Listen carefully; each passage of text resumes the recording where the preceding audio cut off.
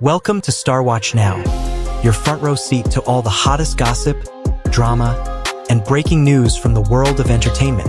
If it's trending, shocking, or star-studded, we're covering it. Stay tuned. You won't want to miss what's coming next.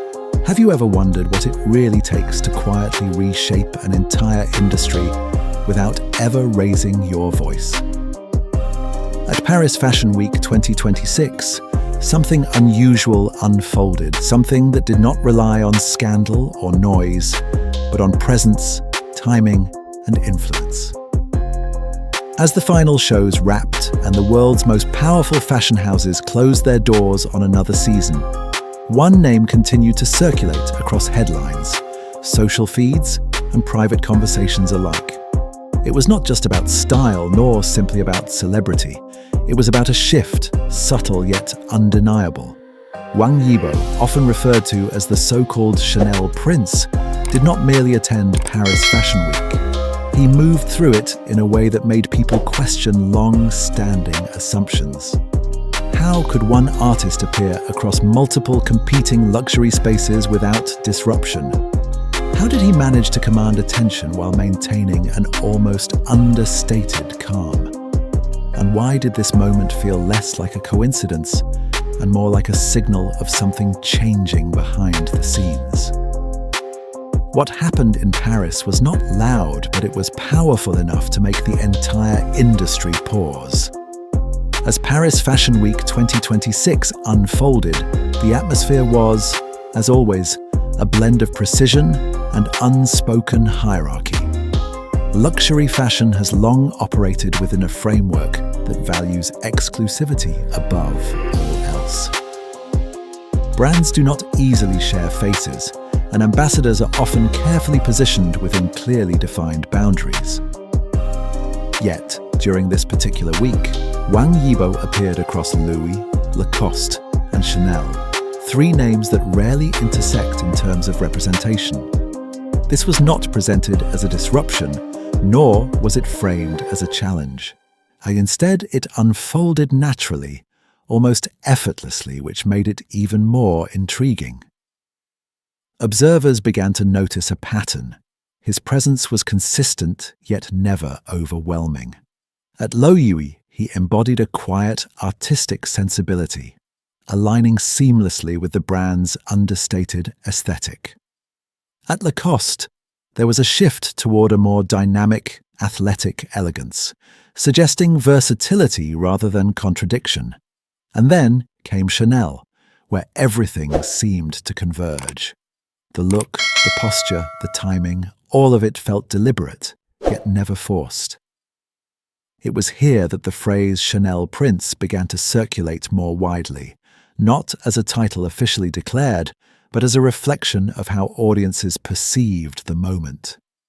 What made this particularly compelling was not just the visual presentation, but the context surrounding it.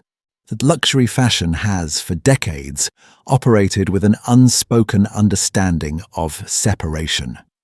Competing houses maintain distinct identities, and those identities are rarely shared through a single individual. Yet here was a figure who moved across these spaces without friction. Rather than causing tension, his presence seemed to create a form of connection, as though the usual boundaries had softened, even if only temporarily. This raised questions that extended beyond fashion. Was this a reflection of changing industry dynamics?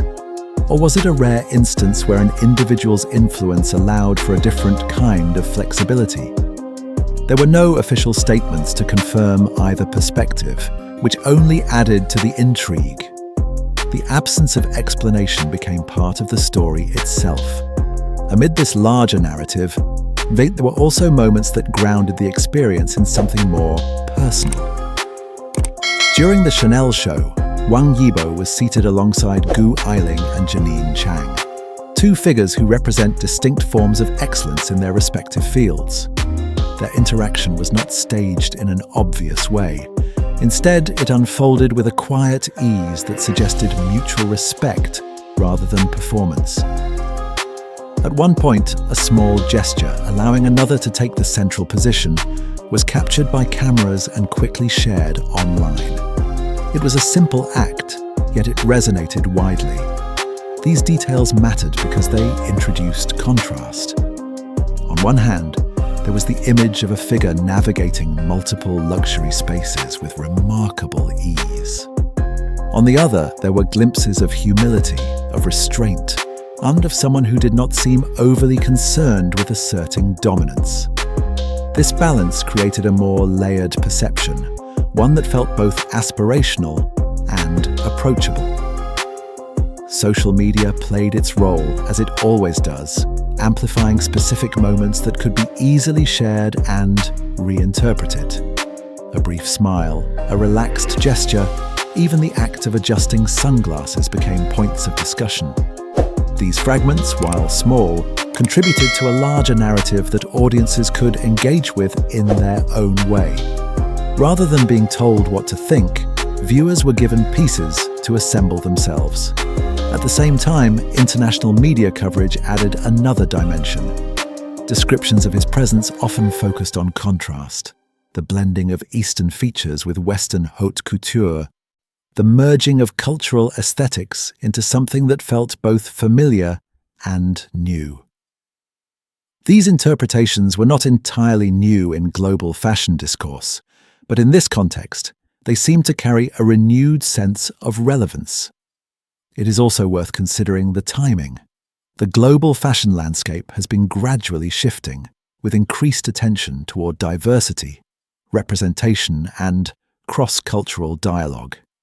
In that sense, Wang Yibo's presence at multiple shows may not have been an isolated phenomenon, but rather a moment that aligned with broader changes already in motion. Still, the way it unfolded quietly, without overt declaration, gave it a distinctive quality.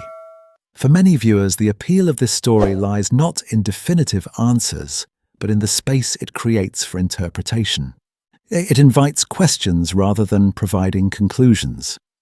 Was this a carefully coordinated sequence of appearances, or simply a reflection of evolving relationships within the industry? Is this a one-time occurrence or an indication of what might become more common in the future?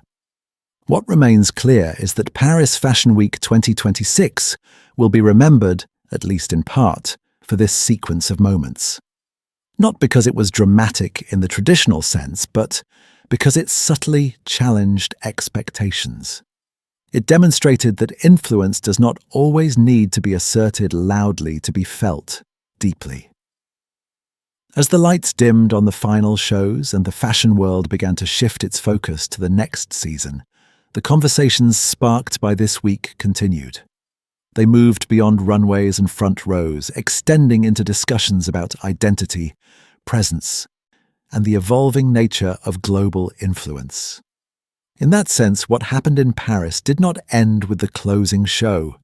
It simply changed form. If you found this perspective interesting and want to explore more stories that go beyond the surface, don't forget to subscribe to Starwatch now.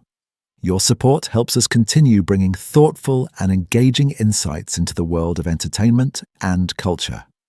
Thank you for watching, and we look forward to sharing more stories with you very soon.